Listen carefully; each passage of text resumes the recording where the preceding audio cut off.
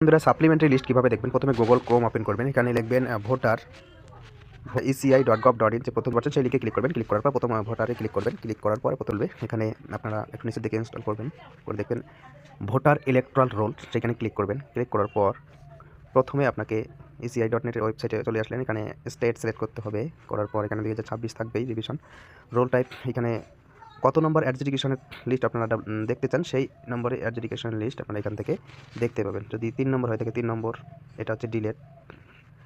এটা হচ্ছে 2 নম্বরের রাইট, এটা হচ্ছে 2 নম্বরের ডিলেট, এটা হচ্ছে 1 নম্বরের রাইট, একটা হচ্ছে 1 নম্বরের ডিলেট। তো এইভাবে আপনারা যেটা দেখতে চান। তো আমি ফার্স্ট দেখব 3 নম্বর। তারপর এখানে ডিস্ট্রিক্ট সিলেক্ট করবেন, করার পর এখানে অ্যাসেম্বলি সিলেক্ট করবেন। অ্যাসেম্বলি শিকলকুচি সিলেক্ট করলাম। করার পর এখানে আপনারা নিচে আপনাদের বুথ নম্বর সিলেক্ট করবেন।